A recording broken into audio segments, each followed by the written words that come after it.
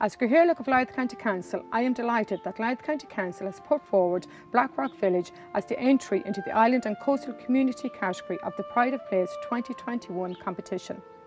Blackrock is a growing, vibrant coastal village which is nestled in the shoreline of Dundalk Bay and provides beautiful views from the promenade of many tourists and day trippers alike. Community spirit is very much alive in Blackrock, which is the current holder of the title of the Ireland's Tidiest Small Town, the National Tidy Towns competition. Inclusion is at the heart of many local organisations which range from sporting, heritage, arts and environment. Louth County Council has worked closely with many of the organisations in Blackrock for many years, and we appreciate their level of volunteerism. I would like to wish them the very best of luck in the Pride of Place 2021. The village looks to the sea, its focus is the sea, and has been a popular place for people to take the sea air for generations. Blackrock has seen sustained residential development over the past 4 decades. We have endeavoured to keep our unique identity in the face of constant change. The focus of activity in the village is along the main street, the promenade. And this is where the concentration of businesses is, predominantly hospitality. The layout of the village is unusual in that the buildings and street face the sea. Blackrock has become a destination for day trippers from all over the northeast, including many from Northern Ireland. The coastline is a very important part of our community. Dundalk is the second most important ornithological site in Ireland. It's also a special area of conservation and a special protected area under EU law. The bay is teeming with life, with birds, with fish and all sorts of crustaceans. Since lockdown during this pandemic, the numbers of people using the sea has multiplied. There are regular sea swimmers, canoeists and paddleboarders. There are hundreds of families who enjoy the traditional activities of sandcastle building and playing on the beach. While previously these seemed to be predominantly summer activities, during the current pandemic it seems to be all year round. Blackrock currently holds the title of Ireland's Tidiest Small Town in the National Tidy Towns competition. This has all been possible because of the cooperation and community spirit that exists here in Blackrock. Evidence of the strength of this community can be seen in the support for the 100k in 30 days challenge. This has developed into a national movement raising funds for breast cancer research. Among the many organisations that cooperate to deliver for Blackrock, we operate in conjunction with the local authority, the elected officers and officials, and all have been instrumental in providing support for this community. We regularly work with, for example, the Community Employment Scheme, the TOOS Scheme, the Probation Service, the National Parks and Wildlife Service, the Coast Guard, local media and many others. We've been very successful in securing funding from various sources such as Loud Leader, the Town and Village Renewal Scheme, Bubble International Fund for Ireland and so on. Support from the business community has been remarkable, from providing match funding to funding particular projects such as the provision of flags on the promenade and the planting. We've developed a relationship with other voluntary organisations so that the coast has regular litter patrols. We engage with the Coast Care Initiative, with Coast Watch and Think Before You Flush. Blackrock Tidy Towns engages in a number of waste minimisation initiatives. We have a Christmas tree shredding event annually where the chippings are used in the nearby park. Easter time, Easter egg packaging. The coffee grinds are collected from the coffee shops. The development of the Fane River Coast Walk for bird enthusiasts, and the bird hide on the south bank of the River Fane. We have a project running over the past number of years to promote pollinator planting in the estates. There are a number of wildflower beds also in the estates and public areas. We are a resourceful community, as demonstrated in the floods of 2011 when we were able to muster the manpower to deal with the aftermath of a winter storm. Hello, I'm Noel John. This CT and this memorial commemorates the late Harry Montgomery. It was Harry's vision that led to the founding of Blackrock and Haggart and Kilkerry Credit Union in 1967. This wonderful sculpture, Bradon, salmon, was installed in 2013. It represents the 18th century fishing origins of Blackrock and depicts the stole of salmon. Blackrock Millennium Sunday is the largest one anywhere in Ireland. Aisling is the design of local artist Tanya Nigard and contains a time capsule with photos and documents from the millennium year. The cockle picket was designed by local artist Micheál McCone having been commissioned by Blackrock Tidy Towns. The sculpture was fabricated by local expert Pat Maguire and Mihal and officially unveiled in 2018. So what has Blackrock got to offer? Blackrock Athletic Club, founded in 2001. Caters for over 200 boys and girls. Founded in 1969, Rock Celtic provides boys and girls from 7 to adult with football, and they have a very strong over 35 social wing. Recently the club planted 25 fruit trees in association with Blackrock Tidy Towns in the perimeter. Dundalk Golf Club, located in Blackrock, Was designed by the legendary commentator and golfer Peter Allis. is home to the PGA in Ireland. Geraldine's Gaelic Football Club is now the largest club in County Louth. With over 600 playing members split evenly between boys and girls. With members from 16 different nationalities, we provide football for children from 7 years of age the whole way through to Gaelic for mothers and others and Gaelic for dads and lads. During the first COVID lockdown, Geraldines played a large part in the community call programme, assisting those unable to leave their homes by doing weekly shops.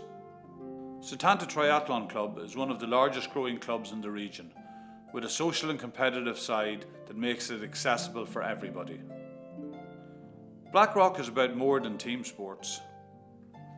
The beach provides an ideal venue for water sports. Our community is very supportive of our sporting activities. As far as sponsorship is concerned, our businesses have never been found wanting. The Geraldines Club School Link provides coaching for each of our 3 primary schools on a weekly basis. This programme is kindly sponsored by a local firm. All 3 schools and our 2 main football clubs now have defibrillators on their premises, thanks to the generosities of local business. The work of schools is essential. Children in the school are very aware of climate change. St Oliver Plunkett's National School is very involved in the Green Schools programme. And has rainwater harvesting in operation. Pupils have also planted herb gardens around the school to aid biodiversity. St Francis School was awarded their 7th green flag recently. As part of their endeavours to win an 8th green flag, the school are planning a Marine Environment Action Day in June. My name is Clodagh Shine and I'm the Climate Ambassador. I became a Climate Ambassador in 2019 after I completed An Taisce's training programme, and since then I've been working with Blackrock Tidy Towns. I never think it's too young to start, so I give talks to all the age groups of the schools. I think it's really important to arm everybody with the facts and the solutions around the climate, because I think it's very important because this is our world and we're going to be the ones inheriting it. I think it's really important because this will open the climate conversation in our community.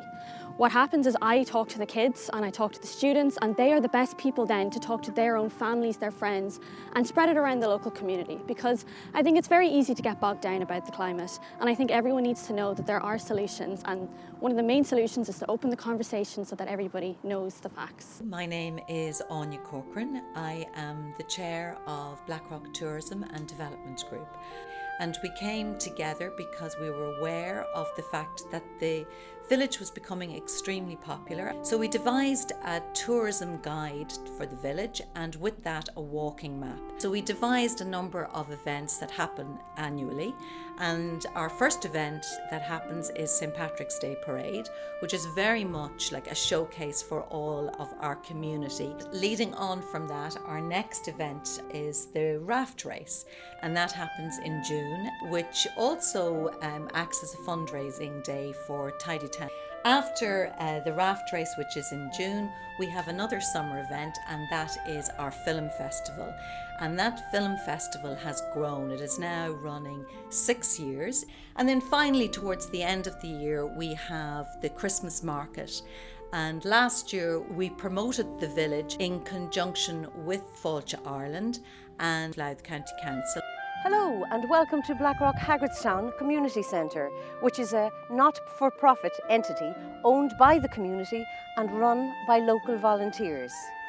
The centre was built about 40 years ago and currently hosts over 100 diverse and inclusive groups. Achieving our goal of being a community-focused sporting and activity hub for everyone in our community. We are delighted to host and facilitate children and youth groups, adult fitness, educational and recreational classes, special needs groups, multicultural churches and counselling services. The centre is a safe, warm, welcoming and inclusive place for people to visit. It has been upgraded to suit all ages and abilities, with innovative additions such as anti-gravity yoga, a children's autism camp and facilities for Special Olympics.